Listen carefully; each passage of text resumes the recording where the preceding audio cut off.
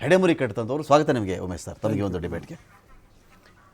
ಇಷ್ಟೆಲ್ಲ ನಮ್ಮನ್ನು ಸುಧನ್ವ ಅವರು ಕೂಡ ಜಾಯ್ನ್ ಆಗ್ತಾರೆ, ಹೈಕೋರ್ಟ್ನ ವಕೀಲರು. ಇವತ್ತು ಇದನ್ನು ಕ್ವಶನ್ ಮಾಡಿರ್ತಕ್ಕಂಥವ್ರು ಅವರು. ನಾನು ಮೊದಲಿಗೆ ಉಮೇಶ್ ಸರ್ ಕೇಳಿಬಿಡ್ತೀನಿ. ಉಮೇಶ್ ಸರ್, ಈಗ ಇಲ್ಲಿ ದೊಡ್ಡ ಪ್ರಶ್ನೆ ಇದ್ದಿರೋದು ಇವತ್ತು ಕೋರ್ಟಿನ ಪ್ರೊಸೀಡಿಂಗ್ಸ್ ಕೂಡ ಇಲ್ಲಿದೆ, ನನ್ನ ಬಳಿಲಿದೆ. ಅವ್ರು ಹೇಳ್ತಿರೋದು ಈ ಮೊಸಾಯಿಕ್ ಇರ್ತಕ್ಕಂಥ ಸ್ಟೇಷನ್ ಇದು. ಈ ಮೊಸಾಯಿಕ್ ಟೈಲ್ಸಲ್ಲಿ ಇವ್ರು ಏನೇ ಮಾಡಿದ್ರು ಕೂಡ ಈ ಟೈಲ್ಸ್ ಮೇಲೆ ಫೋಟೋ ತೊಗೋಬೇಕಾಗಿತ್ತು. ಕಾಮಾಕ್ಷಿಪಾಳ್ಯ ಪೊಲೀಸ್ ಠಾಣೆಯಲ್ಲಿ ಆರೋಪಿಗಳ ಮೊಬೈಲ್ಗಳನ್ನು ನಾವು ಸೀಸ್ ಮಾಡ್ಕೊಂಡ್ಬಿಟ್ಟಿದ್ದೀವಿ, ವಶಪಡಿಸ್ಕೊಂಡ್ಬಿಟ್ಟಿದ್ದೀವಿ ಅಂತ ಇವ್ರು ಬರೀತಾರೆ. ಬಟ್ ಕಾಮಾಕ್ಷಿಪಾಳ್ಯ ಪೊಲೀಸ್ ಸ್ಟೇಷನ್ ಈ ಥರ ಇಲ್ಲವೇ ಇಲ್ಲ. ಇವ್ರು ತೆಗೆದಿರೋ ಫೋಟೋ ನೋಡಿದ್ರೆ ಅದು ಪೂರ್ತಿ ವಿಟ್ರಿಫೈಡ್ ಟೈಲ್ಸ್ ಇದೆ ಅಂತ ಬಂದಾಗ ಆರ್ಗ್ಯುಮೆಂಟ್ ಎಲ್ಲಿಗೆ ಹೋಗುತ್ತೆ ಇದು ಅಂತ. ಅಂದರೆ ಕಪೋಲ ಕಲ್ಪಿತ ಕತೆ ಕಟ್ಟಿದ್ದಾರೆ, ಪೊಲೀಸರಲ್ಲಿ ಮಹಜರೇ ಮಾಡ್ಕೊಂಡಿಲ್ಲ, ಇದೊಂದು ಸುಳ್ಳು ಕಟ್ಟು ಕತೆ ಅಂತನಾ ಇದರರ್ಥ? ಇಲ್ಲ, ಏನಾಗ್ತದೆ ನೋಡಿ, ಯಾವಾಗ ನಮ್ಮದು BNS ಅಲ್ಲಿ ಒಂದು ಪ್ರಕಾರವಾಗಿ ವಿಡಿಯೋ ಮತ್ತು ಸೈಬರ್ ಫೋಟೋಗ್ರಫಿ ವಿಡಿಯೋಗ್ರಫಿ ENSS ಕೇಸ್ಗಳಲ್ಲಿ ಮಾಡಬೇಕು, ಅದನ್ನು ತೊಗೊಬರ್ಬೇಕು ಎವಿಡೆನ್ಸಲ್ಲಿ ಅಂತೇಳಿ ತನಕ ಕಾಲದಲ್ಲಿ ಅಳವಡಿಸ್ಕೋಬೇಕು ಅಂದಾಗ ಇವೆಲ್ಲ ಬಂತು. ಓಕೆ, ಅದಕ್ಕೆ ಮೊದಲೇ ನಾವು ಮಾಡ್ತಾಯಿದ್ದೋ ಬೇರೆ ಬೇರೆ ಕೇಸಸ್ಗಳಲ್ಲೆಲ್ಲ ನಾವು ವಿಡಿಯೋಗ್ರಫಿ ಮಾಡ್ತಿದ್ವಿ, ಫೋಟೋಗ್ರಫಿ ಮಾಡ್ತಿದ್ವಿ, ನ್ಯಾಯಾಲಯಗಳಿಗೆ ಕೊಡ್ತಿದ್ವಿ. ಅವಾಗ ಕೋರ್ಟ್ಗಳು ಅಷ್ಟರ ಮಟ್ಟಿಗೆ ಅಕ್ಸೆಪ್ಟ್ ಮಾಡ್ಕೋತಿದ್ದೋ, ಅದು ಮಾಡ್ಕೊಂಡು ಬೇರೆ ವಿಚಾರ. ಬಟ್ ಇವಾಗ ಅದನ್ನು ಭಾಳ ಸೀರಿಯಸ್ ಆಗಿ ತೊಗೋತವೆ ಫೋಟೋಸ್ ಮತ್ತು ವಿಡಿಯೋಸ್ಗಳು.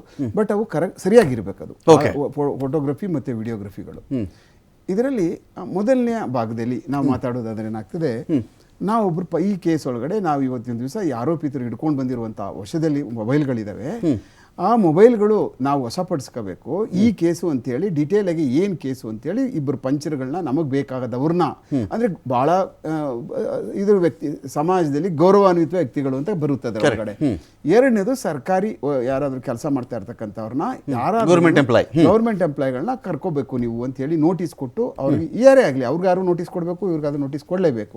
ಕೊಟ್ಟಾದ್ಮೇಲೆ ಕರ್ಸ್ಕೊಂಡು ಕೇಸ್ನ ಪೂರ್ಣ ವಿವರವಾಗಿ ಅವ್ರಿಗೆ ತಿಳಿಸಿ ಅವ್ರು ಅದನ್ನೆಲ್ಲ ತಿಳ್ಕೊಂಡಾದ್ಮೇಲೆ ಹೌದು ಆಯಿತು ನಾವು ನಿಮಗೆ ಸಾಕ್ಷಿ ಇರ್ತೀವಿ ಕೇಸಲ್ಲಿ ಅಂತ ಹೇಳಿ ಒಪ್ಕೊಂಡಾದ್ಮೇಲೆ ಅವ್ರಿಗೊಂದಿಗೆ ನೋಟಿಸ್ ಸರ್ವ್ ಮಾಡಿ ಸೈನ್ ಹಾಕೊಟ್ಟು ಅವರು ಸೈನ್ ಹಾಕಿ ನಮಗೆ ಕೊಡ್ತಾರೆ. That is the procedural aspect. ಅದು ಏನು ಮಹಜರ್ ಅನ್ನುವಂಥ ಕ್ರಮ ಈಗೇನೆ ಪ್ರಾರಂಭ ಆಗ್ತಕ್ಕಂಥದ್ದು. ಇಂಥ ಡೇಟ್ ಒಳಗಡೆ ಇಂಥ ಸ್ಥಳದಲ್ಲಿ ಇಂಥವ್ರ ರೂಬು ಇಂಥವ್ರ ಮುಂದೆ ಮುಖಾಮುಖಿಯಾಗಿ ಹೇಳಿ ಬರೆಸಿದ ಮಹಜರ್ ಕ್ರಮ ಅಂತ ನಾವು ಬರೆದಿರುವುದಲ್ಲ, ಅದು ನೀವು ಹೇಳಿದ್ನ ನಾವು ಬರಿತಾ ಇದ್ದೀವಿ. ಪಂಚರ್ಗಳು ಸೇರಿ ಇಲ್ಲಿ ಹೇಳಿ ಬರೆಸಿದ ಮಹಜರ್ ಕ್ರಮ. ನೀವು we are only A tools ಅಷ್ಟೇ. ಉಳಿದೆಲ್ಲ ಹೇಳಿದ್ದೇನೆ ನಾನು ಬರೆದಿದ್ದೀನಿ ಅಂತ ಅವ್ರು ಏನು ನಾವು ಹೇಳ್ತಾ ಇದೀವಿ, ನಾನು ಹೇಳಿಕೊಟ್ಟದ್ದನ್ನು ಅವ್ರು ಹೇಳಿದ ಮೇಲೆ ಬರೆದದ್ದಲ್ಲ, ಹೇಳಿ ಬರೆಸಿದ ಮಹಜರ್ ಕ್ರಮ. ಅಂದ್ರೆ ಅವ್ರು ಹೇಳ್ತಾರೆ ಈಗ ಬಂದ್ರು, ಇದೆಲ್ಲ ಮಾತುಕತೆ ಆಯ್ತು, ಹಿಂಗೆಲ್ಲ ಮಾಡಿದೀವಿ ಅಂತ ಹೇಳಿದ್ರು. ಅವತ್ತೊಂದು ದಿವಸ ಉಪಯೋಗ ಮಾಡಿದಂತ ಇಂಥ ಮೊಬೈಲ್ಗಳು, ಕೃತ್ಯಕ್ಕೆ ಉಪಯೋಗಿಸಿದಂತ ಇಂತಿಂಥ ಮೊಬೈಲ್ಗಳು ಅಂತೇಳಿ ಒಬ್ಬೊಬ್ಬರೇ ಒಂದೊಂದು ಮೊಬೈಲ್ಗಳು, ಆ ಜಾಗ ಅದ್ರ ಒಳಗಡೆ ವಿಸ್ತೀರ್ಣ ಇದೆ, ಆಮೇಲೆ ಕೊಠಡಿ ಸಂಬಂಧಪಟ್ಟಂತ ಎಲ್ಲಿ ಮಾಡಿದೀವಿ, ಪೊಲೀಸ್ ಠಾಣೆ ವ್ಯಾಪ್ತಿ ಒಳಗಡೆ ಮಾಡಿದೀವಿ ಅಂತ ಅಂದ್ರೆ ಅದಕ್ಕೆ ಶೆಡ್ಯೂಲ್ ಬರೆಯೋ ಅವಶ್ಯಕತೆ ಇಲ್ಲ, ಪೊಲೀಸ್ ಠಾಣೆಯಲ್ಲಿ ಬರೆದಿದ್ದೀವಿ. ಈಗ ಈ 17 ಜನ ಆರೋಪಿಗಳು ಸರ್ ಈ ಕೇಸಲ್ಲಿ. ಇವತ್ತು ಸುಧನ್ವಾರ್ ಹೇಳ್ತಿರೋದೇನೆಂದರೆ ಇದರಲ್ಲಿ ಐಒ ಕೂಡ 18ನೇ ಆರೋಪಿ ಮಾಡ್ಬೇಕು ನೀವು ಅಂತ. ಐಒನೇ 18 ಮಾಡಿಬಿಡಿ ಐಒನ ಅಂತ ಸುಧನ್ವಾರ್ ಹೇಳ್ತಾರೆ. ಅದೊಂದು ಕಡೆ ಇಟ್ಬಿಡ್ತೀನಿ ನಾನು. ಇನ್ನೊಂದು ಕಡೆ ಪ್ರಶ್ನೆ ಬಂದಾಗ ದಿಕ್ಕಾಪಾಲಾಗ್ಬಿಡ್ತಾರೆ ಸರ್. ಒಂದು ಮರ್ಡ್ರ್ ಮಾಡಿಬಿಟ್ಟ ಮೇಲೆ ಎಲ್ಲರೂ ಒಟ್ಟಿಗೆ ಬಂದು ಸ್ಟೇಷನ್ನಲ್ಲಿ ಮೊಬೈಲ್ ಫೋನ್ ತೊಗೊಳ್ಳಿ ಇನ್ಸ್ಪೆಕ್ಟರ್ ಸಾಹೇಬ್ರೆ ಅಂತ ಯಾರು ಕೊಡಲ್ಲ.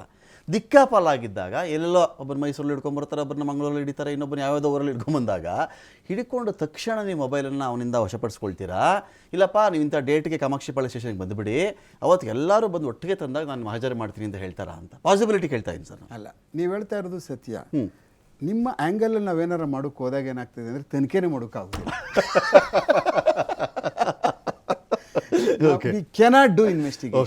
ವಾಸ್ತವ ಅಲ್ವಾ ಸರ್? ಒಬ್ಬೊಬ್ಬವನೊಂದಿಗೆ ಹೋಗ್ಬಿಟ್ಟಿರ್ತಾನೆ. ನಾವು ಮಾಡಿರುವಂಥದ್ದು ಎಷ್ಟರ ಮಟ್ಟಕ್ಕೆ ಸತ್ಯ, ಅವ್ರ ಮೊಬೈಲ ಅಲ್ವಾ ಅಷ್ಟೇ ಮಾತ್ರ ಸ್ಕ್ರೀನಿಂಗ್ ಅಷ್ಟೇ. ಹಿಂದಿನದ್ರಲ್ಲಿ ನಾವು ಪ್ಯಾಡ್ ಮಾಡ್ಕೊಂಡು ಬಂದಿರ್ತೀವಿ.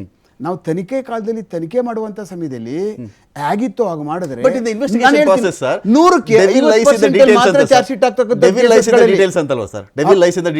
ಆಮೇಲೆ ನೀವು ಹೊಡೆದಿರೋ ವೆಪನ್ ಹೆಂಗ್ ಸಿಕ್ಬಿಟ್ಟು ರಕ್ತ ಹೆಂಗಿತ್ತು ನಿಮ್ಗೆ ಇವೆಲ್ಲ ಅದೆಲ್ಲ ಏನಾಗ್ತದೆ ಅಂದ್ರೆ ಏನಿತ್ತೋ ಹೇಗಿತ್ತೋ ಅದೇ ಥರ ಪ್ರೆಸೆಂಟೇಷನ್ 100ಕ್ಕೆ 100 ಮಾಡೋಕೆ ಹೋದರೆ 100ಕ್ಕೆ 100ರಷ್ಟು ಯಾವ ಕೇಸಲ್ಲೂ ಸಜಾ ಮಾಡಿಸೋಕ್ಕಾಗೋದಿಲ್ಲ. ಸಾಧ್ಯನೇ ಇಲ್ಲ, ನಮ್ಮನ್ನು ನಂಬುದೂ ಇಲ್ಲ. ಇದ್ದಂಗೆ ಮಾಡ್ಬಿಡ್ತೀವಿ. ನಾಳೆ ಬೆಳಗ್ಗೆ ಸರ್ ಹೋದ್ರು ಮಾಡಿದ್ರು ಸರ್ ಎಲ್ಲ ಬಿಸಾಕ್ಬಿಟ್ಟ ಸರ್, ಸರ್ ಚುಚ್ತೋ ಸರ್ ಚಾಕು ತಗೊಂಡೋಗ್ಬಿಟ್ಟು ಎಲ್ಲ ಬಿಸಾಕ್ಬಿಟ್ಟು ಸರ್, ಅಲ್ಲೊಂದು ಮಾಜರ್ ಮಾಡು ಇಲ್ಲೊಂದು ಮಾಜರ್ ಮಾಡು ಇಲ್ಲೊಂದು ಮಾಜರ್ ಮಾಡ್ಬಿಡು ಸರ್. ಅವ್ರು ಹಂಗೆ ಹೇಳಿದ್ರು ಏನು ಇಲ್ಲ ಸರ್, ನಾವು ಚಾರ್ಜ್ ಶೀಟ್ ಮಾಡಿದ್ದೀವಿ ಸರ್ ಅಂತ ಹೇಳಿದ್ ಅಂತಂದ್ರೆ ಏನು ಮಾಡ್ತಾರೆ ಅವ್ರು? ನಮಗೆ ನಾವು ಇನ್ವೆಸ್ಟಿಗೇಷನೇ ಮಾಡೋಕ. ಯಾಕೆ ಅಂದರೆ ಒಂದು ನಾನೊಬ್ಬ ಇನ್ವೆಸ್ಟಿಗೇಷನ್ ಆಫೀಸರು, ನನಗೆ ಆದಂತ ಒಂದು ಆತ್ಮಸಾಕ್ಷಿ ಇರ್ತದೆ. ಆ ಆತ್ಮಸಾಕ್ಷಿಗೆ ಎಲ್ಲೂ ಧಕ್ಕೆ ಆಗಬಾರ್ದು. 100ಕ್ಕೆ 100ರಷ್ಟು ಈ ಮನುಷ್ಯ ಮಾಡಿದ್ದಾನೆ, 99.99 ಅಲ್ಲ, 100ಕ್ಕೆ 100ರಷ್ಟು ನಾನ್ ಕನ್ಫರ್ಮ್ ಆಗ್ಬೇಕು. ನಮ್ಮ ಮೇಲ್ಗಡೆ ಅವ್ರು ಕನ್ಫರ್ಮ್ ಆಗ್ತಾರೋ, ನಾಳೆ ಪಾಶ ನನಗೆ ಬರುದು ಹೆಚ್ಚು ಕಡಿಮೆ ಆದ್ರೆ, ಇನ್ಯಾರು ಬರುದಿಲ್ಲ. ನನ್ನಿದೆ ಏನಾರ ಹೆಚ್ಚು ಕಡಿಮೆ ಆಗ CBIಗೆ ಹೋಯ್ತು ಅನ್ನಿ, ಅಲ್ಲಿ ಹಾಕೊಂಡು ನನ್ಗೆ ಹಾಕೊಂಡು ಜಗ್ತಾರೆ, ಬೇರೆಯವ್ರಿಗೆ ಯಾರಿಗೂ ಜಗ್ಗಲ್ವಲ್ಲ ಹಗ್ಗ ಹಾಕಿ. ಆ ಕಾರಣಕ್ಕೆ 100ಕ್ಕೆ 100ರಷ್ಟು ಕನ್ಫರ್ಮೇಶನ್ ಆಗ್ಬೇಕು, ಇವರೇ ಮಾಡಿರೋದು, ಇವ್ರಲ್ಲದೆ ಈ ಜಗತ್ತಲ್ಲಿ ಮಾಡಿರುವಂತ ಮನುಷ್ಯರಿಲ್ಲ ಅನ್ನುವಂಥದ್ದಿದ್ದಾಗ ಮಾತ್ರ ಆ ಮನುಷ್ಯರುಗಳನ್ನ ದಸ್ತಗಿರಿ ಮಾಡಬೇಕು, ಕನ್ಫರ್ಮೇಶನ್ ಆಗಿ ಮಾಡ್ಕೋಬೇಕು. ಇದ್ರೂ ಇರ್ಬೋದೇನೋ, ನಾ ಕೇಟ್ ಹೊಡಿದು ಅಯ್ಯೋ ಹೌದು ಸರ್ ಮಾಡ್ಬಿಟ್ಟೆ ಸರ್, ಪುನಃ ಕೂರಿಸಿದಾಗ ಅಯ್ಯೋ ಇಲ್ಲ ಸರ್ ಏನು ಏಟ್ ಹೊಡೆದ್ಬಿಟ್ರು ಸರ್ ಹೇಳ್ಬಿಟ್ಟೆ ಅಂತ ಪೊಲೀಸವ್ನಿಗೆ ಹೇಳುದು. ಇಂಥ ಕೇಸಸ್ಗಳಲ್ಲೆಲ್ಲ ನಮ್ಮ ಅಧಿಕಾರಿಗಳು ಸಿಕ್ಕಾಕೊಂಡ್ಬಿಡ್ತಾರೆ. ಯಾವ ಕಾರಣಕ್ಕೂ ನಿಮ್ಗೆ ಕನ್ವಿನ್ಸ್ ಆಗ್ಲಿಲ್ವಾ ಮಾಡಬೇಡಿ. ನೀನ್ ಕನ್ವಿನ್ಸ್ ಆಗಿ ನೀನ್ ಎಲ್ಲವನ್ನ ಪೂರ್ಣ ಪ್ರಮಾಣದಲ್ಲಿ ರಿಪೋರ್ಟ್ ಹಾಕಿರೋ ಚಿಂತೆ ಇಲ್ಲ, ತಗೊಳ್ಳೇಬೇಕು, ಜಿದ್ದು ಬೇಕಾಗಿಲ್ಲ. ಅಲ್ಲಿ ನೀನು ಇದು ಬೆಂಕಿಗೆ ಹೋಗಿ ಬಿಳಕ್ ಹೋಗ್ಬೇಡ ನೀನು, ಬಟ್ ಶಕ್ತಿ ತೋರಿಸ್ಬೇಕಲ್ಲ ನೀನು. ಹಂಗನ್ಬಿಟ್ಟು ನಾನು ಹಿಂಗನ್ಬಿಟ್ಟು